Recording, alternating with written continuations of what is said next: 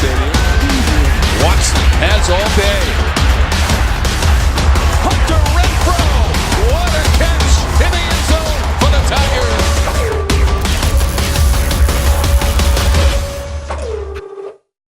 Tigers. Welcome to the Clemson Game Day Show. I'm TV Williams, and today we got a special guest. Taj Boyd is in Arizona, so he's not with us for the first time this year.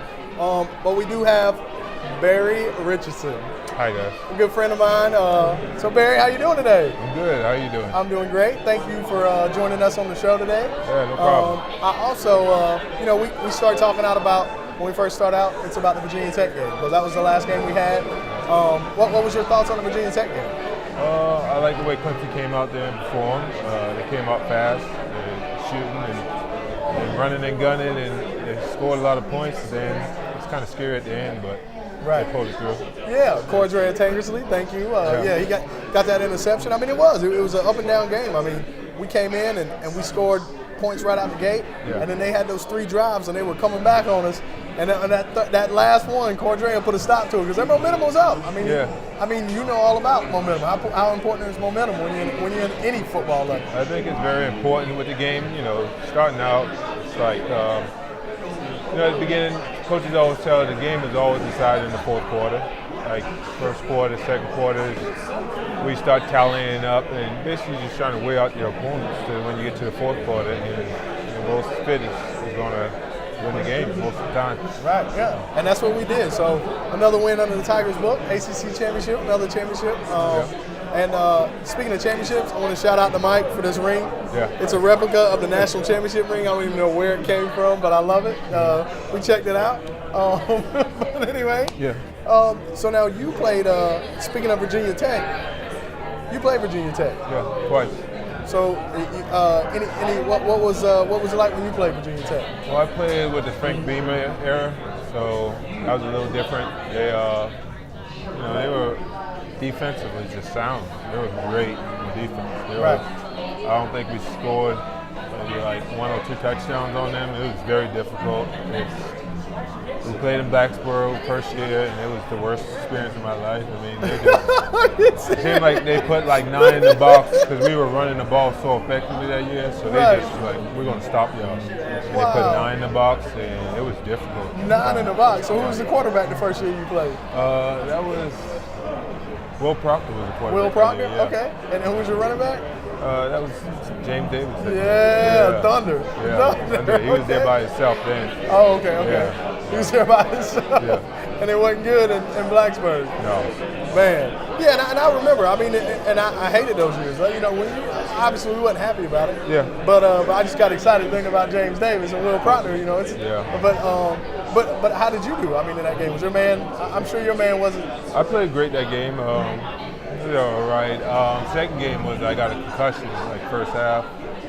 So I was a little mini. I didn't know if it was a concussion, but I got knocked out for the first half, and then I came back in the second half. We were already down, so we were trying to play catch up, but we ran out of time. Right. Now the thing I want to talk about here is I found this out. We were hanging out back when you were in college. Yeah. But the thing is this. He came into Clemson at 350 pounds, right? Yeah. Dexter Lawrence, the phenom freshman that Clemson has right now, are definitely, and we got some helmets coming on the show. We got some helmets being brought in a minute by Mike. But yeah, so Dexter Lawrence, I mean, people wowed over that he was 342 pounds as a freshman. I mean, and you came in at 350 pounds. They're saying he's going to be a potential first rounder in the NFL, which, I mean, everybody has a lot of speculations about the NFL, but his average career is what, 2 years? 3 years. 3 years? So you doubled that, right? Yeah, you definitely doubled that. So, I mean, that's what I was expecting. You probably held your own in the Virginia Tech game. I'm sure you went against some great defensive ends when you was there. And then the second game, they played at home and they beat us, but that was Frank Beamer era, And so we don't forget about Virginia Tech right now, and we're going to take it over to our current opponent, and that's Ohio State. Can we bring out some helmets? Just to, we got an Ohio State helmet. We got the Clemson helmet. Yeah, can we do that? Yeah. So, but anyway, so Ohio State's playing Clemson, and Ohio State's got a great defensive. I think their defensive backs like lead the nation or something. And Malik Hoover, they got a JT Barrett, the quarterback. I mean, obviously, what do you think about JT Barrett? Did you hear the conversations where they were talking about JT Barrett? Jadar Johnson said JT Barrett wasn't the best quarterback they faced, which is a true story. I mean, you got the Heisman Trophy winner, you got Deshaun Watson. You probably face him in practice, you know. I mean, but just in a game situation, you know, you got other quarterbacks. Brad Kaya, who's expected to be going in the NFL and probably playing, have a further projected as a quarterback position. But I mean, in this game, what do you think about JT Barrett just overall? I think he's a good quarterback, but the question is, what kind of quarterback is he going to be that day? Okay. I don't think he's very consistent, or consistent enough to win the championship, I think. Right. He just, throughout the season, I mean, he comes, when he comes, he's like phenomenal. I think he's one of the top, I think he's an NFL caliber quarterback. Right. But when he's not playing and he's off, his rhythm's off, right. He's just an average quarterback. Right. Yeah, okay. And then I just think our defense, I mean, that front seven, I think he ain't, they haven't faced a front seven like us. And they're going to get a lot of pressure, and I think it's going to be hard for him to be himself tonight, you know. But I do think he's great. They got that running back, Curtis Painter. I think he's pretty fast, and he's spotted. They don't have JT Barrett is basically what I see. And they're supposed to have one of the top 10 rushing defenses, and then they also are going to have a great secondary. And they got Urban Meyer, who's got 3 national championships. Yeah. I think he won 2 in Florida, 1 at Ohio State. But he had Tebow, which I'm sure you remember playing in the league in college with Tebow, right? Yeah, I played in the league against him. He went to Denver. I was in Kansas City for a while. Oh, so you played it? Okay, so what was that like? He's a unique player. I know that, and I mean, he wins. Right. Yeah. I always like that about him. Like, he just wins somehow. He figures out how the formula to win it. Right. I think he's a good guy to have on your team if you want to win. Right. Yeah. Everybody wants a winner. Yeah. I mean, and then so now we're moving over to Clemson, and what I want to start out with is Deshaun Watson. What do you think about? I mean, do you think he should have won the Heisman?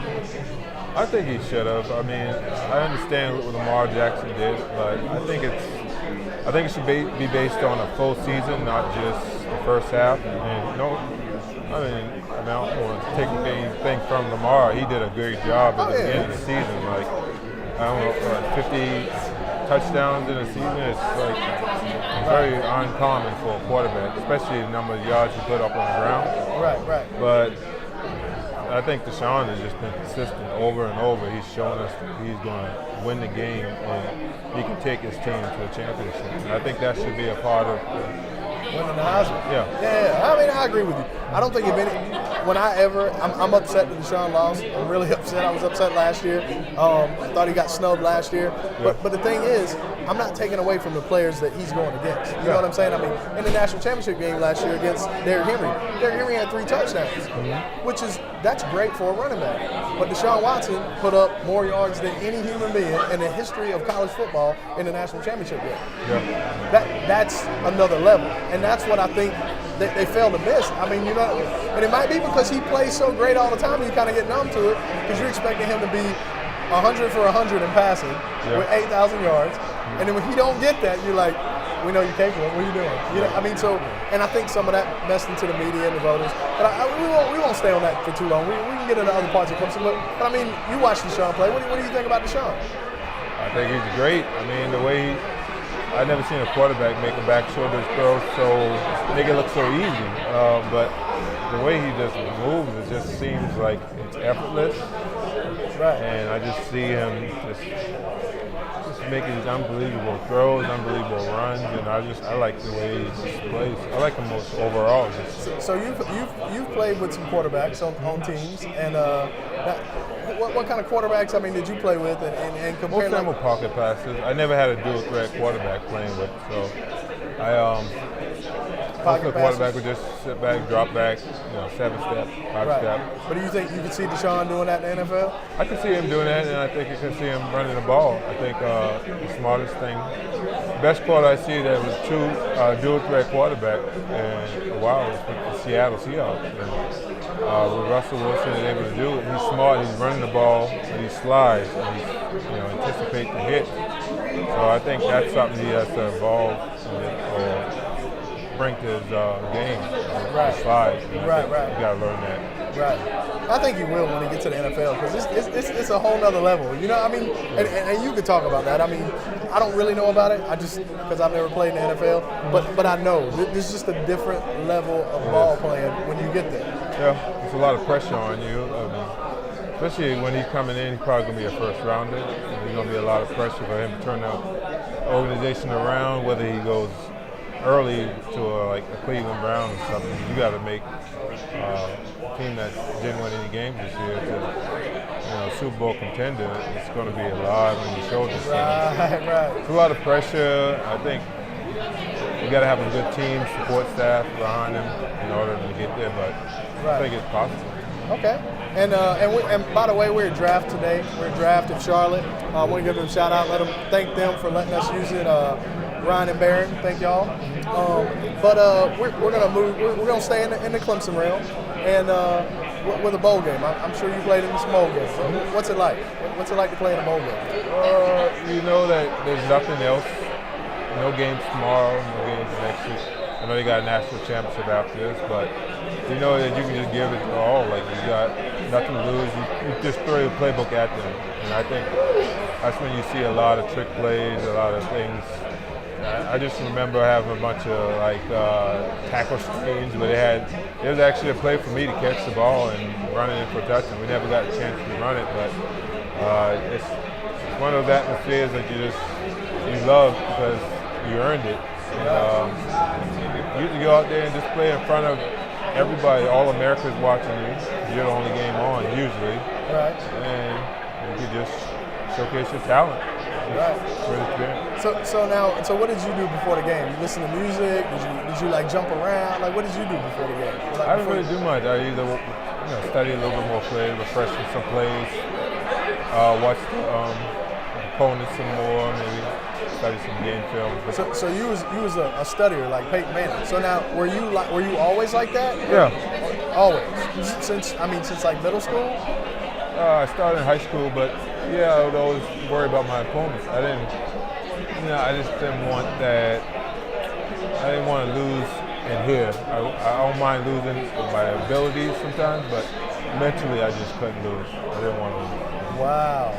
That's huge. I mean, because you got some players who are playing in high school right now might not even think about that, you know. But you made it twice of the average person that ever makes it to the NFL. You lasted twice that long, so that's a different approach that people might not hear. Like, so you was just worried about your opponent.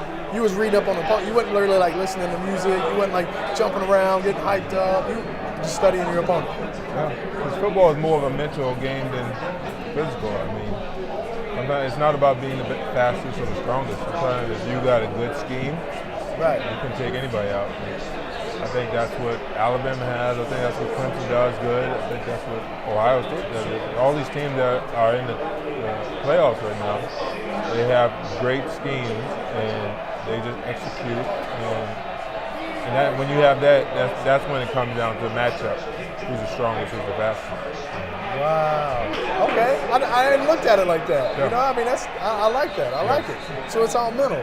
And we were talking earlier about before we get to our predictions. We were talking earlier about you some kind of board in NFL. I didn't get too much into it, but I want to. Now you're on the NFL board. Yeah, NFLPA. The NFLPA. Our union. We have a board here in Charlotte chapter. Okay. And basically we just meet with other players, talk about benefits, do a little bit of social gatherings and network with each other, just to keep us, the brotherhood alive, basically. Right. And that's what we do around town. We try to help out with charities, volunteers, show our support to the community. Wow. So how would people get in touch with, so you interact with the people, y'all are volunteers, so if somebody wanted to get you to come to their, how would they contact you? You have like a website? Or? Yeah, we have a website. Phone number? NFLPA.com. NFLPA.com? I think there's another, for a local one, I'll give the number, I'll give you the Twitter handle. We'll get off air. Okay. All right. You can post it on your website. Okay. All right. Yeah. So I will get y'all a Twitter handle, so that way if y'all want to interact in some kind of way, so now y'all just out in the communities and it's all NFL players? Yeah. Okay. And is there a lot of NFL players here in Charlotte? Yeah, there's a lot. Really? There's about maybe, I'd say about 200 people. 200? 200 players, former players living in. Wow. Yeah. That's crazy. It is. And you know, people probably don't even know that. I know, they're just living like normal people, just walking around. Right, right. Got regular jobs and everything. Right, like regular job. But I mean, and now, you know, you're looking at the screen, you know, and tonight there's going to be 15 million people watching it, you know?